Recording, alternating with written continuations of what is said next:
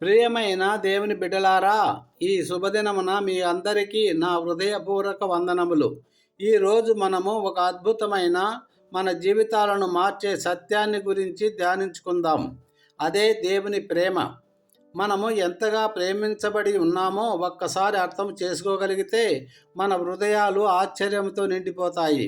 ఈ లోకములో ప్రేమ అనేది అనేక షరతులు, పరిమితులతో కూడుకున్నది. కానీ దేవుని ప్రేమ మాత్రము అటువంటిది కాదు.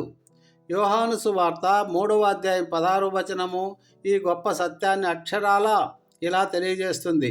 దేవుడు లోకమును ఎంతో ప్రేమించెను, కాగా ఆయన తన అద్వితీయ కుమారునిగా పుట్టినవాని యందు విశ్వాసముంచు ప్రతివాడును నశింపక నిత్యజీవము పొందునట్లు ఆయనను మనకు అనుగ్రహించెను. ఇక్కడ ఎంతో ప్రేమించెను అనే మాట గమనించండి ప్రియులారా. ఇది కేవలము ఒక మామూలు ప్రేమ కాదు, తన ప్రాణాన్ని పణంగా పెట్టేంత గొప్ప ప్రేమ. దీనికి ఒక చిన్న ఉపమానం విందాం. ఒక గ్రామములో ఒక తల్లి తన కొడుకును విపరీతంగా ప్రేమించేది. ఒకరోజు ఆ కొడుకు ప్రమాదవశాత్తు తీవ్రంగా అనారోగ్యానికి గురయ్యాడు. డాక్టర్లు అతనికి ఒక అరుదైన రక్తము కావాలి, అది వెంటనే దొరకకపోతే నీ కొడుకు బ్రతకడం కష్టమమ్మా అని చెప్పారు.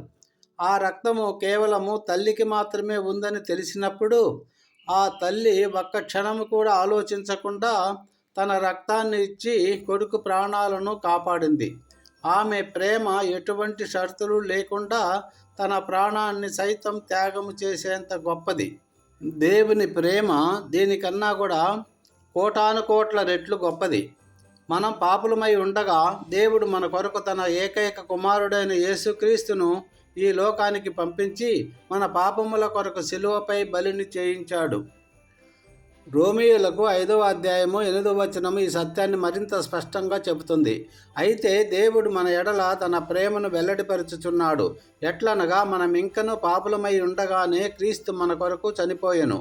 మనము ఇంకా పాపములో ఉన్నప్పుడే మనల్ని ప్రేమించడానికి ఏ కారణము లేనప్పుడే దేవుడు మనల్ని ప్రేమించాడు.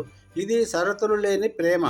ఆయన మన మంచి పనులను చూసి ప్రేమించలేదు కానీ, మన భక్తిని చూసి ప్రేమించలేదు కానీ, మన లోపాలను సైతం లెక్క చేయకుండా మనల్ని ప్రేమించాడు. ఈ గొప్ప ప్రేమను మనం ఎలా అనుభవించాలి? యేసుక్రీస్తును మన రక్షకునిగా అంగీకరించడమే ఆ ప్రేమను అనుభవించే ఏకైక మార్గం. ఆయన శిలువలో మన పాపముల కొరకు చనిపోయి 3వ దినమున తిరిగి లేచిన సత్యాన్ని నమ్మాలి. ఈ ప్రేమను మనం గ్రహించినప్పుడు మన హృదయాలలో మార్పు వస్తుంది. మనము ఇతరులను ప్రేమించడం నేర్చుకుంటాం, క్షమించడము నేర్చుకుంటాం. మిత్రమా, ఈరోజు నీవు కూడా ఏదో ఒక కారణంతో నిరాశలో ఉన్నావా? ఎవరూ నిన్ను ప్రేమించడం లేదని భావిస్తున్నావా?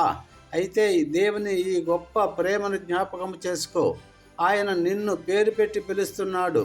నిన్ను ఎన్నటికీ విడిచిపెట్టడు, నిన్ను ఎన్నటికీ ఎడబాయడు.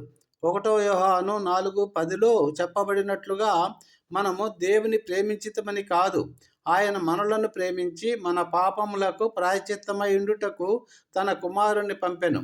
ఇదియే ప్రేమంటే. ఈ ప్రేమను మన జీవితాల్లో అనుభవిస్తూ ఇతరులకు కూడా పంచుదాం. దేవుడు తన వాక్యము ద్వారా మనల్ని అందరినీ దీవించి ఆశీర్వదించునుగాక. Amen. Thank you Jesus. God bless you all. ప్రియులారా, దేవుడు మిమ్ములను మీ కుటుంబాలను బహుగా ప్రేమించి దీవించి హెచ్చించునుగాక. మీ ప్రయత్నములన్నిటినీ సఫలీకృతము చేయునుగాక. మీకు కలిగిన సమస్తానికి కంచెవేసి కాపాడునుగాక. ప్రభువైన యేసు మీ మీద సన్నిధి కాంతి ఉదయింపజేసి మీకును మీ కుటుంబానికి క్షేమము దయచేయునుగాక. ఆమెన్.